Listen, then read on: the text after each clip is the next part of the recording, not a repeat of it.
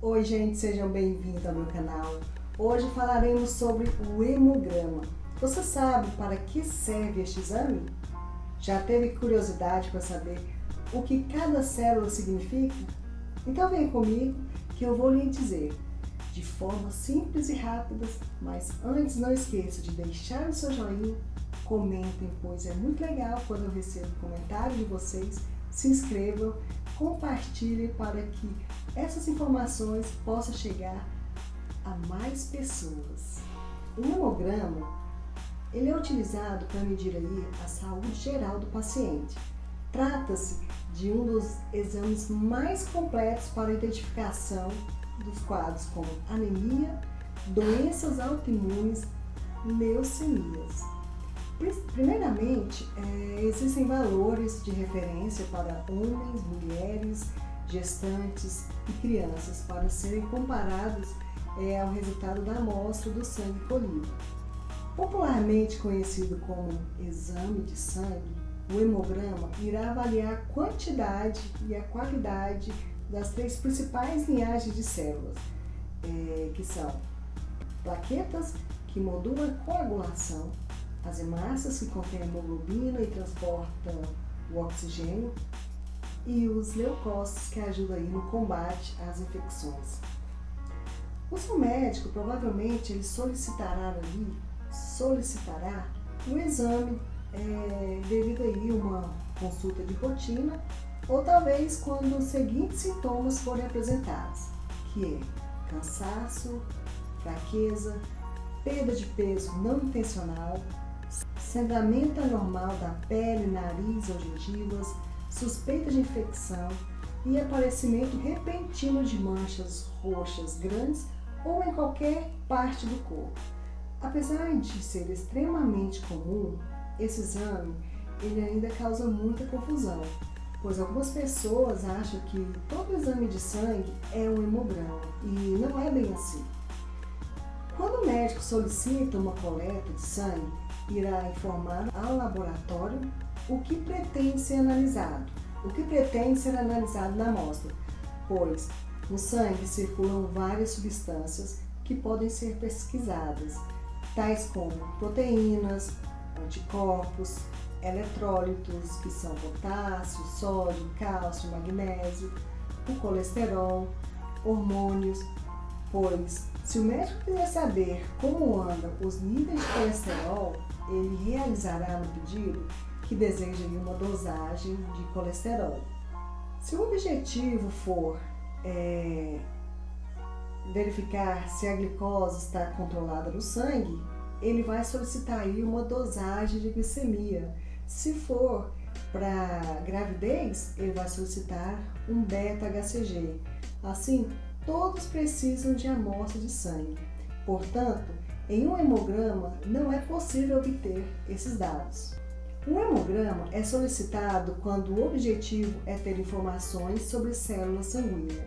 A primeira parte dele é o eritrograma, que é o estudo dos eritrócitos, que também podem ser chamados de hemácias, glóbulos vermelhos ou células vermelhas. Avalia se o paciente tem anemia. Já o hematócrito e hemoglobina, juntamente os três dados, por exemplo, a contagem de hemácia, a hemoglobina e o hematócrito, são analisados em conjunto. Quando eles estão reduzidos, indicam a anemia. Isto é baixo número de glóbulos vermelhos no sangue. Quando estão elevados, indicam policitemia, que é o excesso de hemácias circulantes.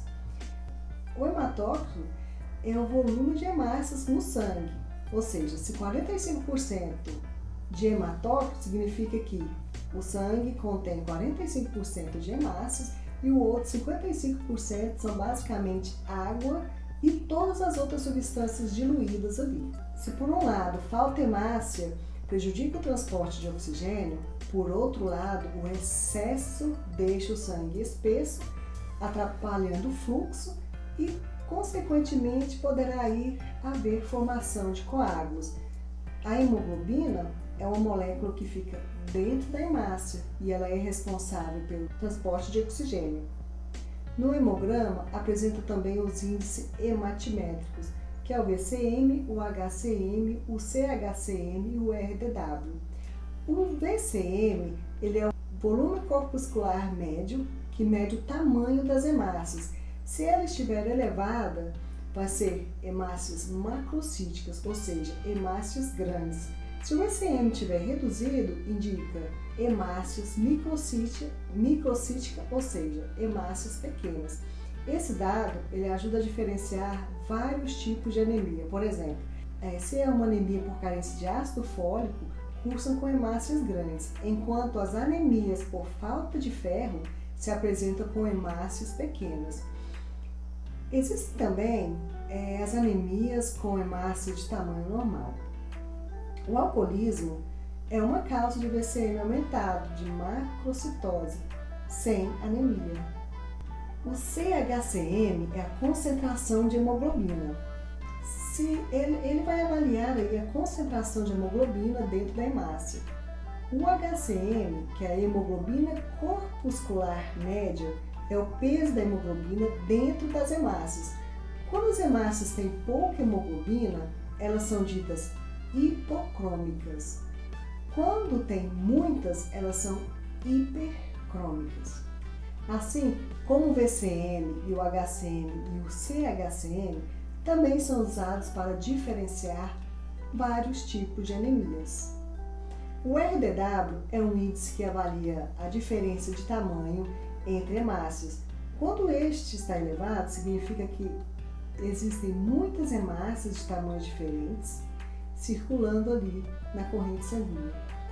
É muito comum o RDW elevado, por exemplo, na carência de ferro, onde a falta deste elemento impede a formação de hemoglobina normal, levando aí à formação de hemácias de tamanho reduzido.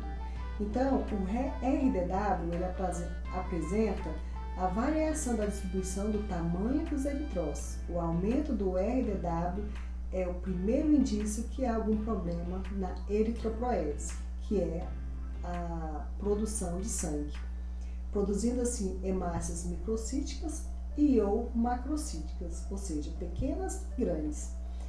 E a medição também desse RDW é puramente realizada por analisadores automáticos e o seu valor de referência aí para o RDW é de 10 a 15%. Acima de 15% vai indicar uma anisocitose, que é a diferença no tamanho da população eritrocitária.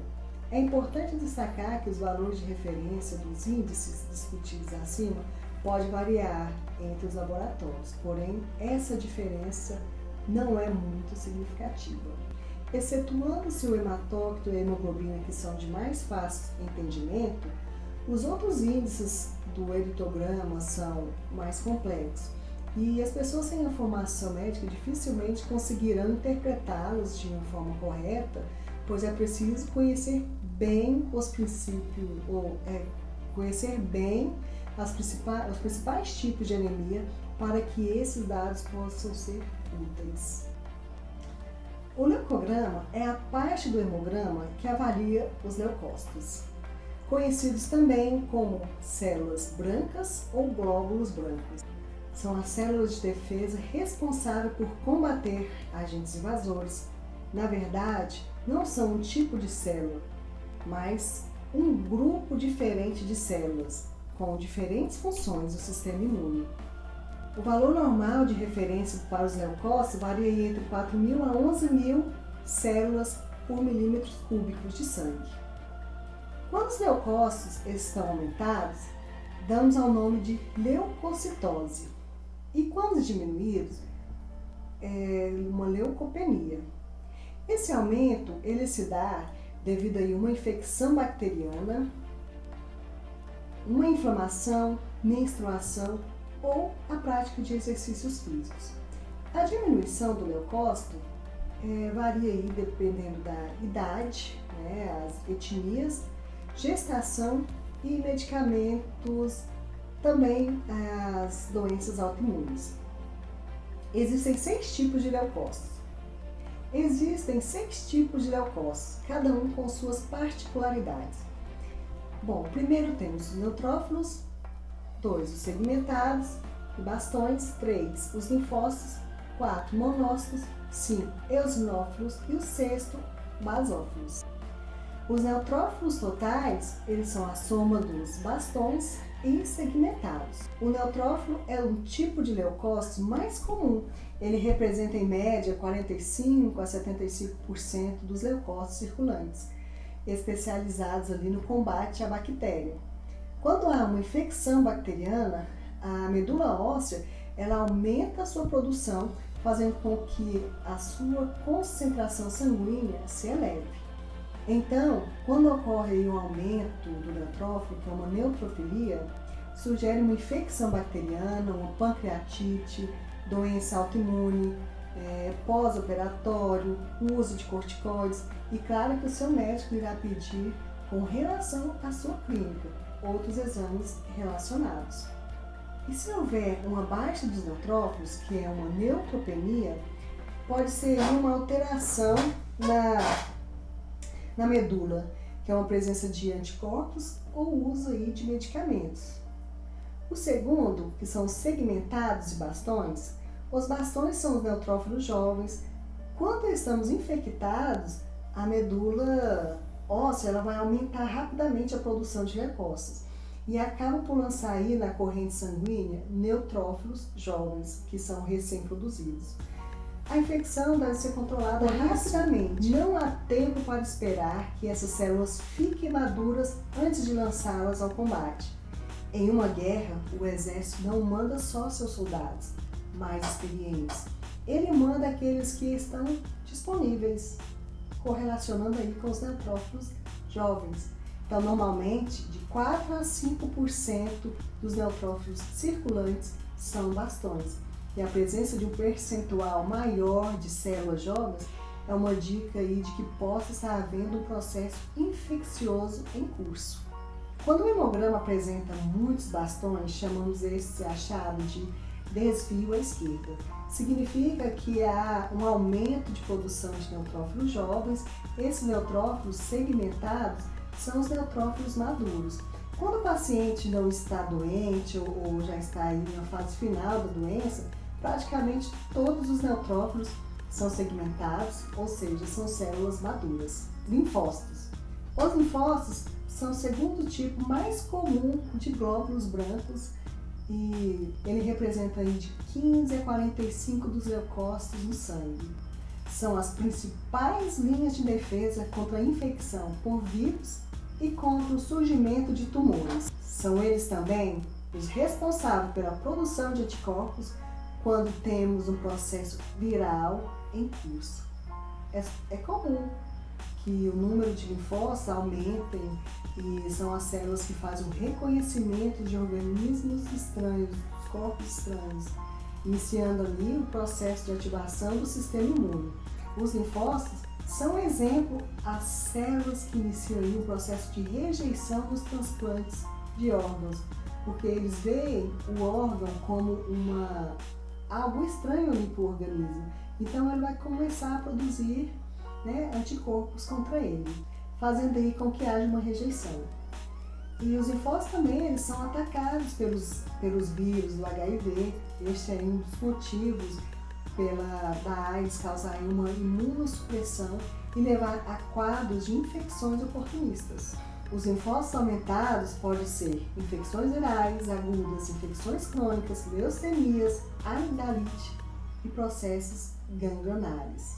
Os monócitos, que é uma outra linha de defesa, eles normalmente representam de 3 a 10% dos leucócitos circulantes. São ativados tanto no processo virais quanto bacterianos.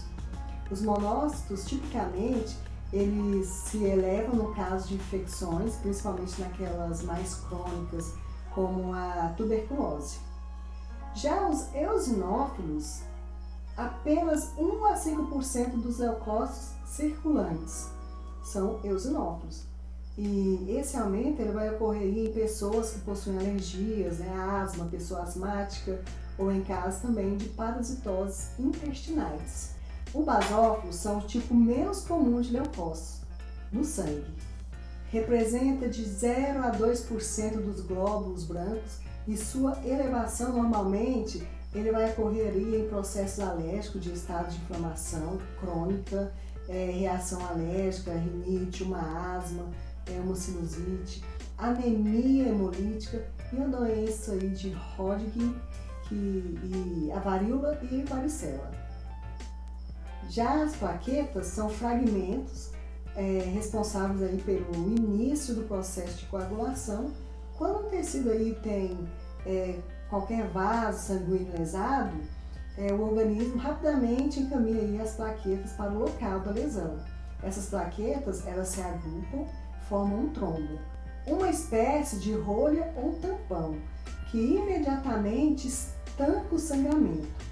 Graças à ação das plaquetas, o organismo tem tempo de reparar os tecidos lesados sem que haja muita perda de sangue. O valor normal das plaquetas varia de 150 a 450 mil por microlitros de sangue. Então, até os valores aí próximos de 50 mil, o organismo ainda consegue, não consegue fazer a coagulação. Porém, quando esse valor se encontra abaixo de 10 mil plaquetas, há um risco iminente de morte, uma vez que pode haver sangramentos espontâneos.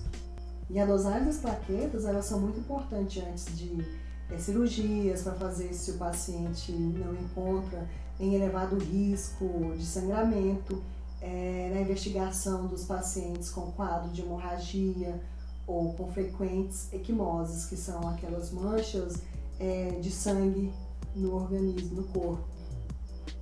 Plaquetas aumentadas podem ocasionar devido a medicamentos, produtos químicos, infecções virais, púrpura, aplasias. Se elas estiverem diminuídas, anemia ferropriva, hemorragia aguda, anemia hemolítica, infecções crônicas. Como saberemos se está alta ou baixo esses valores? Através do valor de referência. Os laboratórios eles possuem um valor de referência contido aí no exame e você vai comparar o seu resultado com relação ao laboratório. Então, este exame é capaz de orientar seu médico se há presença de infecção bacteriana, infecção viral, sendo um exame simples e capaz de diagnosticar diversas doenças. E para fazer o hemograma, ele precisa de algum preparo? Não há necessidade de jejum, não há necessidade de preparo algum. Mas alguns laboratórios sugerem aí pelo menos um jejum de 4 horas, né? Mas na prática, comer antes da coleta influencia muito pouco os resultados. Portanto, se puder fazer um jejum, melhor. Mas se não puder, não vale a pena atrasar ou remarcar a coleta só por conta disso. E se você tomar medicamentos pela manhã, por exemplo, pode tomar, deve tomá-los normalmente e antes do exame, pois não é preciso suspender nenhum fármaco para fazer esse hemograma. Então você viu como que funciona o hemograma? Agora ajuda a crescer o canal para a gente poder levar mais conhecimentos a pessoas. Deixe seu joinha, compartilha, comentem para a gente possa trocar aí conhecimentos e muito obrigada desde já.